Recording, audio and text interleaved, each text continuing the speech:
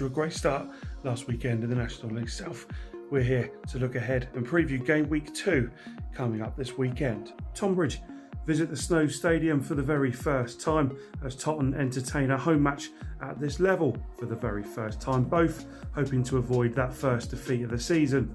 TOTTON won 3-2, and you can find that match report on my TikTok page, which I'll link down below. Away at Dover in the first weekend of the season, with the Angels holding Slough Town to a 0-0 draw. TOTTON didn't lose at all in the league last season at home, so Tonbridge will do very well to get something out of this game. So Tonbridge will do very well to get something from this match, especially with Totton's tails well and firmly up. Tonbridge won 5 away matches last season as they look ahead to their winning their first match of this calendar season, and Craig Nelson will start hoping that his team will gel very quickly, fielding a double-figure amount of debutants at the weekend. They'll need to be aware of Totton's left-hand side for that danger of Brandon Houndstrop and Christos Batslidis. Batslidis had a fantastic debut as he looks to hopefully carry on that form going into this weekend.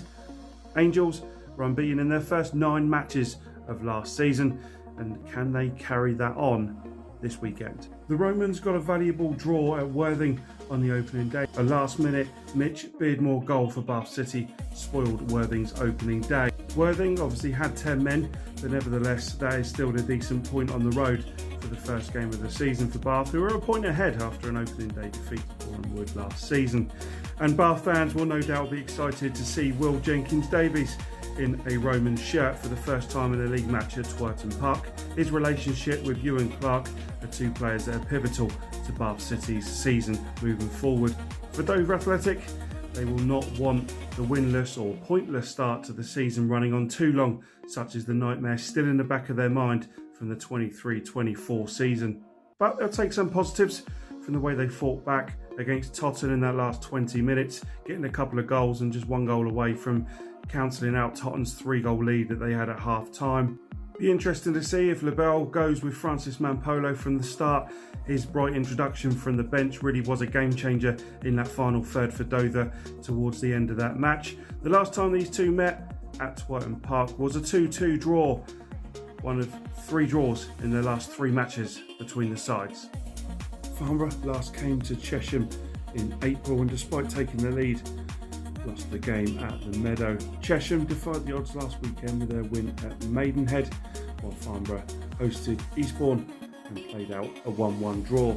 The Generals lost their first 3 home games of last season as they adjusted to life at step 2, and adjust they just did, and they will be welcoming Spencer Day's men with the usual high work rate Duncan and Murray have installed. Chesham will still be without new signing Dan Bayliss, and they have a few that are struggling with knocks, so it'll be interesting to see what that starting 11 and squad will look like, as Farnborough will want their danger men that they spent heavily on in the summer to get them over the line in this one. A very tough match to call here between Chesham and Farnborough. Never write off Dorking Wanderers. That's the message that Mark White always delivers, and it came true again last weekend. Chippenham Town were on the verge of a very famous victory over Dorking, and a massive 3 points. Rutherford struck deep into injury time to salvage a point for Dorking Wanderers. They entertain Hampton and Richmond here, a game famous for Charlie Carter, who scored a hat-trick after the first 7 minutes in this fixture last season in the 4-2 victory for Dorking Wanderers. Alan Julian, on the same level of points as Dorking at the moment, fielded 13 debuts last weekend, so has been very happy to come away with a point to get them off the mark this year. You can see Dorking Wanderers having to work really hard this weekend to get through Hampton and Richmond, something they failed to do on numerous occasions at home last year. That will need to change as Dorking Wanderers go in looking for their first 3 points of this season. Eastbourne started the season with a creditable 1-1 draw away at Farnborough. They certainly have a lot of attacking talent in that side this season, and they'll be hoping to get their first 3 points on the board this weekend at home to Hornchurch. To do that, they'll have to improve upon their 1-1 draw here against the Urchins last season. Hornchurch themselves will be looking for back-to-back victories following their 3-2 victory over WESTON-super-Mare at the weekend. Balanta went off with a knock in that game, so it will remain to be seen whether he's available for Hornchurch. Henry Hearn will be hoping to replicate his performance here last season, where he scored for Hornchurch, and he'll be looking to get off the mark this season. Ebbsfleet put last season back to bed with an impressive 2-0 opening day victory at Dagenham and Redbridge. A game I went to, Ebbsfleet were very impressive with their attacking display. They could have scored a hell of a lot more than the two that they got. And impressive debuts from Seaman Hesenthaler and Josh Coley. Ebbsfleet know this league and know every game comes with its own challenges. Chippenham Town picked up victories at Boreham Wood, Weston-super-Mare and Slough last season, upon a couple more. So this is by no means straightforward. Denied a victory on the opening day in the last few seconds at home to Dorking will surely be a blow for Chippenham and Gary Horgan. Surely that will give them a bit of confidence and a good springboard to boost their season after a very impressive point picked up against one of the favourites from the division. Ebbsfleet beat Chippenham 3-0 on their last visit here in 2022. Ironically, Ebbsfleet's first home game of that season as well. Enfield lost 7 of their first 8 opening games last season in a season that started exactly the same as it did this year away at Torquay. They might have lost by an additional goal that they did last year, but Torquay are not their competition, and Enfield will take a lot of fight from the fact that Mickey Parcell got a goal back into it second half, and they probably deserved a bit more than that. Such was a pretty impressive performance against a very strong Torquay United side. And here McPherson will be hoping to pile some more misery on Alan Devonshire, whose side, who got relegated last year, started the season with a home defeat to Chesham United.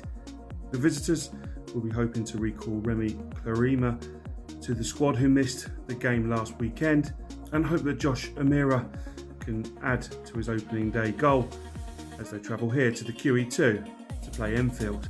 A 25-minute drive separate these two sides as Worthing travelled to Horsham, and a visit to their old landlords. Worthing played at the Fusion Aviation Stadium in 2020. Horsham have been welcomed to the National League South with fixtures against Worthing, Chelmsford and Torquay in 3 of their first 4 matches this season, including a tricky away tie at Chesham as well. They have parted ways with striker Gianluca Botti this week, but they still have plenty of attacking options for De Paolo to pick from this weekend. Worthing were denied 3 points on the opening day with a goal by Bath City at the death, but Brad Dollahan scored on his second debut for the club, with plenty more goals I'm sure expected from him this season. Worthing return here to Horsham for the first time since they ran away with the league title a few years ago. However, a blow was felt when they visited Horsham that season. Horsham beating Worthing 3-1 on their last visit. Torquay do not like travelling to the Gallagher. No wins, no draws in their last 6 visits. You would feel this is probably as good time as any to come and get maximum points, with Torquay flexing their attacking muscle last weekend at home to Enfield in the opening day victory. You're going to with players like Louis Dennis, Cody Cook, Morgan and Jordan Young. The goal of the season award candidate already for that winger, who's just always going to score plenty of goals at this level and is always a danger man.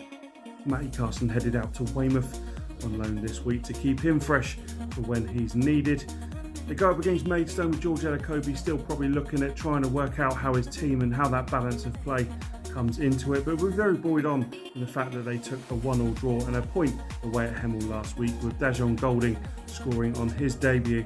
Summer signings Jamie Yealer and Ruben Carvalho are yet to be seen from Stones fans. Elokobi said that he will not be rushing them back, so chances are we probably will not see them involved this weekend as well.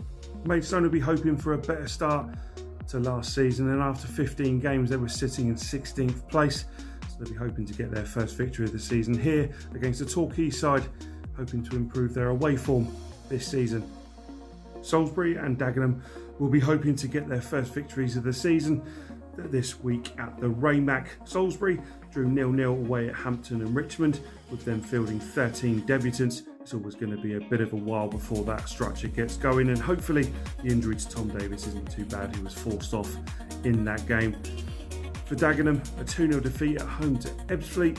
Lee Bradbury will be hoping to get that first win as soon as possible.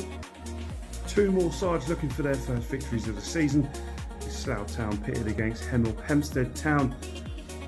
How Slough didn't score at Tonbridge, I don't know. At least one you would have thought they would have scored, but it was a good opportunity to look at potentially another gem. Scott Davies has got through.